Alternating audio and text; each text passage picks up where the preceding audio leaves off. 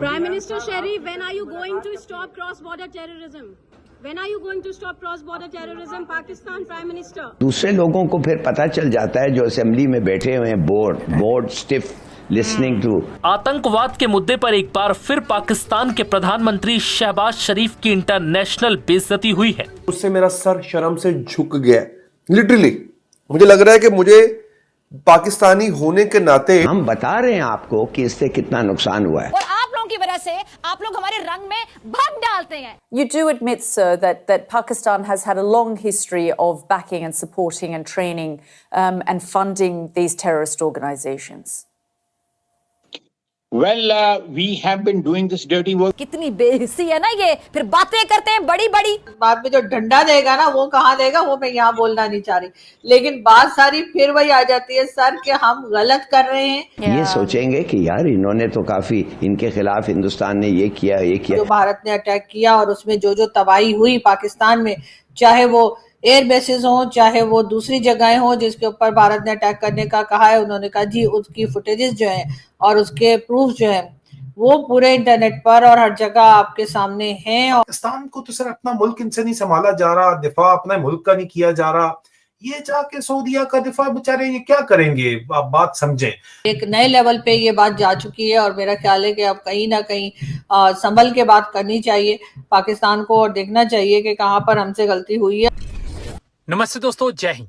Hindustan special में आपका स्वागत है दोस्तों। जैसा कि दोस्तों आपने क्लिप में देखा, आतंकवाद पर पूछे गए सवाल से पाकिस्तानी प्राइम मिनिस्टर शहबाज शरीफ बौखलाया हुआ दिखाई दे रहा है। यूएन में भाषण देने के लिए जा रहे शहबाज शरीफ से जब एक पत्रकार ने आतंकवाद पर सवाल किया तो शहबाज शरीफ मुंह छिपाते हुए भागे। शहबाज शरीफ संयुक्त राष्ट्र महासभा की बहस के चौथे दिन के भाषणों में शामिल होने के लिए शुक्रवार को संयुक्त राष्ट्र मुख्यालय पहुंचे। कार्यक्रम स्थल में प्रवेश करते ही एक पत्रकार ने पाकिस्तानी प्रधानमंत्री से सवाल पूछा, आप सीमा पार से आतंकवाद कब रोकोगे? सवाल सुनकर शहबाज शरीफ सकपका गया। पाकिस्तानी प्राइम मिनिस्टर की फजीहत सबके सामने हुई और वो बोलने से हिचकिचा रहे थे, लेकिन उन्होंने जो कहा किसी की समझ नहीं आया। तभी रिपोर्टर ने बोला, पाकिस्तान के प्रधानमंत्री, भारत आपको हरा रहा है। दरअसल पाकिस्तानी प्रधानमंत्री शहबाज शरीफ आतंकवादियों का खिलौना बना हुआ है। रही सही कसर आसिम मुनीर ने पूरी कर दी है। अब पाकिस्तान मीडिया चर्चा कर रहा है कि शहबाज शरीफ जहां भी जाता है अपनी फजीहत करवा कर ही वापस भागता है। जो भारत ने अटैक किया और उसमें जो तबाही हुई पाकिस्तान में, चाहे वो एयर बेसिस हो चाहे वो दूसरी जगहें हो जिसके ऊपर भारत ने अटैक करने का कहा है, उन्होंने कहा जी उसकी फुटेजेस जो हैं और उसके प्रूफ जो हैं वो पूरे इंटरनेट पर और हर जगह आपके सामने हैं। और पाकिस्तान इस बात से इनकार नहीं कर सकता कि भारत की तरफ से जो टेरर कैंप्स पे अटैक करने का दावा किया गया था वो झूठा है या वो कोई नुकसान नहीं पहुंचा सके, ऐसा भारत की तरफ से जो स्पोक्स पर्सन थी उनका कहना है। बहरहाल एक नए लेवल पे ये बात जा चुकी है और मेरा ख्याल है कि अब कहीं ना कहीं संभल के बात करनी चाहिए पाकिस्तान को और देखना चाहिए कि कहाँ पर हमसे गलती हुई है और कहाँ पे हम चीज को सही कर सकते हैं। बजाय इसके कि बार बार कभी हम कहते हैं 6 जहाज गिरा दिए, 5 से शुरू होकर हम 7 तक पहुंच गए, लेकिन हमारी बात का कोई प्रूफ अभी तक हम नहीं दे पाए हैं कि हमने कोई जहाज गिराया है। लेकिन आप बार बार इस चीज को अगर रिपीट करेंगे तो दूसरी तरफ आप ये भी चाह रहे हैं कि टर्म्स ठीक हो जाएं, तो ये मेरा ख्याल है पॉसिबल नहीं होगा। और पाकिस्तान को अब इस मामले को जरा समझदारी से, जरा थोड़ी अक्ल लगा के हैंडल करना चाहिए। बात करेंगे ख्वाजा आसिफ साहब की। ख्वाजा आसिफ साहब को आदत है पाकिस्तानी मीडिया या पाकिस्तानी मेन स्ट्रीम मीडिया के साथ बातचीत करने की, उन्हीं को इंटरव्यू देने की, जिनमें से अक्सर के टीवी चैनल्स को या शोज को ये लोग कमर्शियल्स देते हैं, पैसा देते हैं और इसीलिए वो मीडिया, पाकिस्तानी मीडिया जो है वो इनके हाथों जाहिर है कि जिस तरीके से बिका होता है या जिस तरह से काम कर रहा होता है, इनसे इनकी मर्जी के सवाल किए जाते हैं, इनसे इनकी मर्जी के जवाब लिए जाते हैं, इनको किसी जगह पर भी कोई टफ टाइम नहीं दिया जाता। लेकिन जब जब ख्वाजा आसिफ साहब इंटरनेशनल मीडिया के सामने गए हैं तब तब उन्होंने पोल खोल दी है। और इससे पहले कि मैं उस इंटरव्यू की तरफ चलूं जो उन्होंने जर्नलिस्ट मेहदी हसन को दिया है, और यकीनन वो इंटरव्यू के कई क्लिप जो हैं वो लोग सोशल मीडिया पर देख रहे हैं जिसमें ख्वाजा आसिफ साहब बुरी तरह से पिटते हुए दिखाई दे रहे हैं। इससे पहले भी जब वो ऑपरेशन सिंदूर को लेकर इंटरनेशनल मीडिया पर गए और उन्होंने जहाज गिराने के दावे किए, और जब उनसे प्रूफ मांगा गया तो ख्वाजा आसिफ साहब ने कह दिया इंटरनेट पे देखा है, आप भी इंटरनेट पे देख लीजिए।